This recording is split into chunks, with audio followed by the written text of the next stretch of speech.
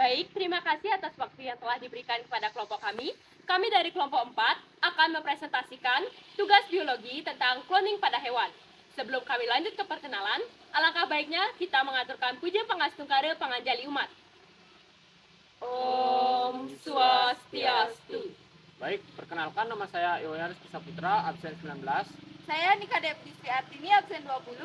Saya Nika Dinha Putriani Dewi, absen 21. Saya Nikadia Kusuma Widarsi, absen 22. Saya Sari Swariti, absen 23. Saya Nikomang Adila, nomor absen 24. Baik, di sini saya akan menjelaskan pada bagian bab 1 pendahuluan tentang latar belakang dan rumusan masalah. Adapun latar belakang pada cloning hewan adalah cloning pada hewan adalah proses menciptakan organisme baru yang genetik identik dengan organisme yang sudah ada sebelumnya.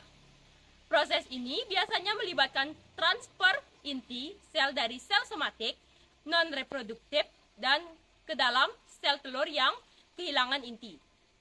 Salah satu alasan utama untuk melakukan cloning pada hewan adalah untuk tujuan penelitian.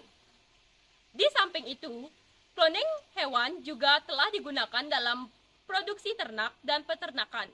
Beberapa jenis hewan seperti sapi dan domba telah dikloning untuk tujuan reproduksi dan produksi daging. Namun, cloning hewan juga menuai kontroversi. Beberapa kekhawatiran muncul terkait dengan kesejahteraan hewan yang dihasilkan dari cloning.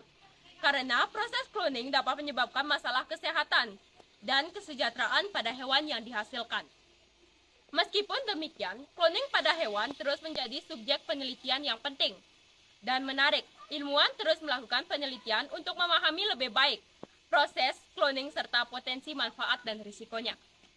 Adapun rumusan masalah dari cloning pada hewan. Yang pertama, apakah yang dimaksud dengan cloning pada hewan? Yang kedua, bagaimana cloning hewan dapat mempengaruhi keberagaman genetik dan kelestarian spesies hewan? Yang ketiga, bagaimana proses cloning pada hewan? Yang keempat, bagaimana dampak cloning pada hewan? Baik, di sini saya akan menjelaskan bab 1 pendahuluan tentang tujuan dan manfaat. Tujuan dari cloning hewan yaitu pertama, menjelaskan pengertian cloning pada hewan. Yang kedua, menjelaskan pengaruh cloning hewan terhadap keberagaman genetik dan kelestarian spesies hewan. Yang ketiga, menjelaskan proses cloning pada hewan. Dan yang keempat, menjelaskan dampak cloning pada hewan. Manfaat cloning pada hewan diantaranya yang pertama, dapat digunakan untuk melestarikan spesies yang terancam punah atau langka. Yang kedua, dapat memberikan kesempatan untuk melakukan penelitian ilmiah yang lebih mendalam. Yang ketiga, dapat digunakan untuk menghasilkan hewan ternak yang diinginkan. Yang keempat, dapat digunakan dalam penelitian dan pengembangan terapi genetik. Baik, jadi di sini saya akan menjelaskan bab 2 pembahasan, yaitu pengertian cloning pada hewan. Cloning hewan adalah proses menciptakan individu baru yang genetik identik dengan individu donor. Cloning hewan dapat dilakukan dengan berbagai tujuan, seperti pengembangbiakan hewan langka yang terancam punah, produksi hewan dengan sifat-sifat yang diinginkan, atau pengembangan model hewan untuk penelitian ilmiah. Namun, cloning hewan juga berkontroversial dan menimbulkan berbagai pertanyaan etis dan moral. Oleh karena itu, penggunaan teknik cloning hewan harus dilakukan dengan pertimbangan etis dan moral yang baik.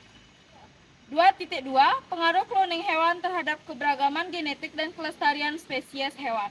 Cloning hewan dapat mempengaruhi keberagaman genetik dan kelestarian spesies hewan. Dalam cloning hewan, individu baru dapat dengan menggunakan sel somatik yang persis dengan hewan donor.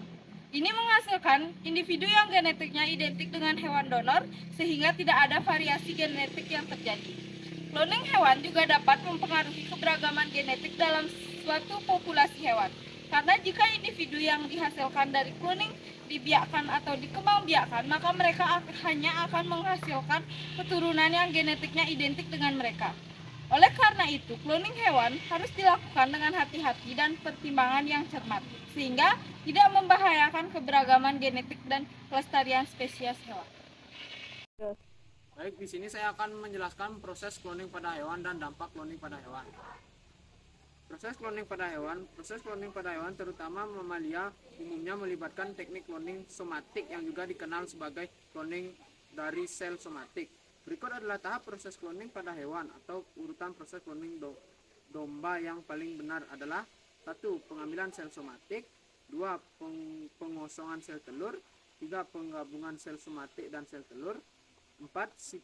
Stimulasi dan implan sel telur, 5. Implan embrio atau pengembangan di laboratorium. Yang selanjutnya ada dampak cloning pada hewan. Cloning memiliki dampak yang signifikan baik secara positif maupun negatif, tergantung pada konteks dan tujuan dari cloning tersebut. Berikut adalah beberapa dampak cloning yang perlu diperhatikan.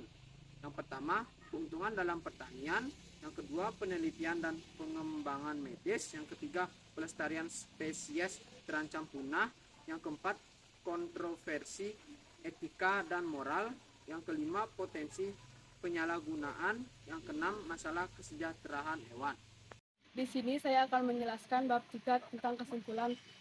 Cloning hewan adalah proses menciptakan individu baru yang genetik identik dengan individu donor. Cloning hewan dapat memengaruhi keberagaman genetik dan kelestarian spesies hewan karena dalam cloning hewan, individu baru dibuat dengan menggunakan sel somatik yang sama persis dengan hewan donor. Kurangnya variasi genetik dapat memengaruhi kelestarian spesies hewan karena variasi genetik penting dalam survival. Proses cloning pada hewan terutama mamalia umumnya melibatkan teknik cloning somatik yang juga dikenal sebagai cloning dari sel somatik. Cloning baik secara positif maupun negatif tergantung pada konteks dan tujuan dari cloning tersebut. Saran-saran. 1. Dapat mempertimbangkan etis dari cloning hewan. 2. Dapat memastikan bahwa proses cloning hewan aman dan tidak membahayakan kesehatan hewan yang terlibat. 3. Dapat memahami regulasi dan hukum yang berlaku terkait cloning hewan di wilayah tertentu. 4. Dapat mendukung penelitian dan pengembangan dalam bidang cloning hewan untuk meningkatkan pemahaman mengenai cloning hewan. 5.